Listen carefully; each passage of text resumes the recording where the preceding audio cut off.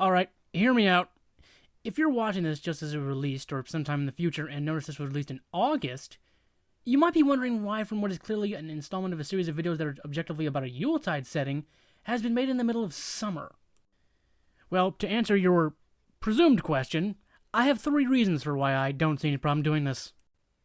Phineas and Ferb was a show wherein each episode took place in the course of one summer day, and I can't imagine they tried to pull a summer ween on us. Though, to be fair, Phineas and Ferb is a universe with a Klimpaloon in it. So, it's clearly not a far-fetched concept. That is not to say that there are some episodes that take place at other times, especially the holiday episode that came before this one, which, for obvious reasons, would be viewed at a more appropriate time, provided you all eat your homework and do your vegetables. Second reason, Disney themselves had this in May. Calling all the monsters for Halfway to Halloween, next Saturday starting at 7 on Disney Channel. And it's been at least 2 months since that happened. And, of course, the third reason... I have a permit. This just says I can do what I want. Also, who's gonna stop me? Krampus? He's too busy driving a bus in downtown Baltimore. So, moving right along, the episode begins with Phineas and Ferb under the tree deciding what to do. Still very much summer. They elect to try and find a way to cool off, and since they already did Swinter, or Wummer if you're the writer of the original Rocky Horror Picture Show musical, and while Ferb proposes Antarctica, Phineas proposes a Christmas special, complete with a fake exterior of a cabin and an interior set.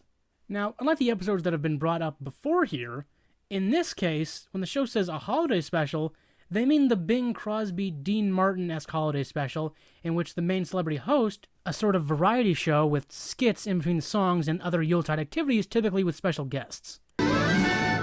Ladies and gentlemen, Bing Crosby's Merry Old Christmas, starring Bing Crosby and Catherine, Harry, Mary Frances, and Nathaniel Crosby, with Bing's guests Twiggy, Ron Moody, Stanley Baxter, David Bowie. Yeah, like that. It's the Guy Fieri Full Throttle Christmas Special! Technically, yes. It's the holiday television event of the season, with appearances by Al Pacino, Bill Cosby, and Taylor Swift, a hologram of Elvis Presley, Kurt Cobain's hologram, the hologram of Robin Williams. Alright, now we're pushing it. In this case, the special guest is Kelly Clarkson, and I kid you not, despite having her right there, she does not sing a note, leading me to believe Disney refused to pay for it. The only songs coming from Isabella, Baljeet, and Buford, and then later everybody except Clarkson. Though in comparison to others, instead of a celebrity host and all their least likely to show up drunk friends, this seems to be going more for spending time with your loved ones while sipping cocoa and ugly sweaters. Hey! Now, because of the format, the episode doesn't technically have a plot, though they really did try. What's wrong, Phineas? You don't look very happy for Christmas Eve. Everyone's come together for the holidays, but Perry's still not here. He knows it's not really Christmas, right? Every family Christmas special needs a little forced drama. Ah. With the responsibility falling squarely onto Doofenshmirtz's, I assume, crooked shoulders to have his side plot be the only actual story. So get this.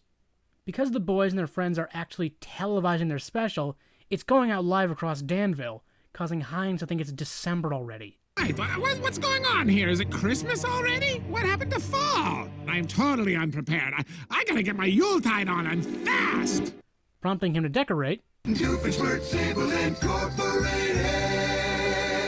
for Christmas and construct a teleportation device to beat the holiday rush of himself, with Perry still having to stop whatever he's doing. Meanwhile, back at what's supposed to be the main plot, which is somehow both on a set and a whole winter village, Isabella sings Let It Snow. Oh, the weather outside is frightful, but the fire is so delightful. And since we've no place to go, let it snow, let it snow, let it snow. Then, after Candace busts down the door, she points out the thing that's been bugging me this entire episode. It's the middle of summer. Well, no sense waiting until the last minute. After that, she trudges off to tattle on them like usual. Because if you watch one episode, they'll almost never deviate from the formula, even when they point it out. Can't believe how fast we put this together. Yes, it usually takes us at least a montage. So, following that, Baljeet and Buford sing Good King Wenceslas. Good King Wenceslas looked out on the feast of Stephen. Except Buford has elected to write his own lyrics about himself, causing Baljeet to accuse him of knowing nothing about the song, which, as it turns out, Buford doesn't just know something, he knows literally everything about it. The words were by an English guy, the music Scandinavian. Wenceslas was 5'6", he kept his face unshaven. Though just a duke throughout his life, he always ruled so justly. His kingly title was conferred upon him posthumously. Meanwhile, Doof, still having not noticed that it's not December and has made it to the store, clearly confused about the lack of holiday decorations, which really should have been his first clue. Those go up in mid-October. It's of course interrupted when Perry reactivates the teleporter, which for some reason works like Star Trek. Wait, my packages! Customer vaporization in aisle 4. To be fair to that blasé cashier, if Wayne Brady is to be believed, Danville's history of being a little goofy dates all the way back to when the government building was transported pre-built from Sri Lanka on the backs of giant sea turtles.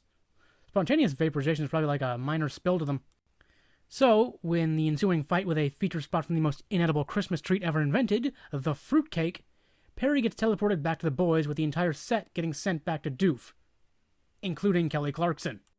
Though not before a quick rendition of the We Wish You a Merry Christmas from the cast. We wish you a Merry Christmas. We wish you a Merry Christmas.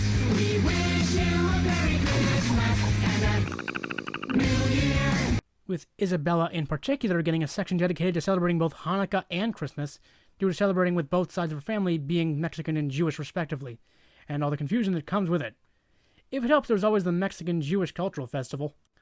The episode ending on Doof's teleporter exploding and Clarkson getting away on a hang glider. And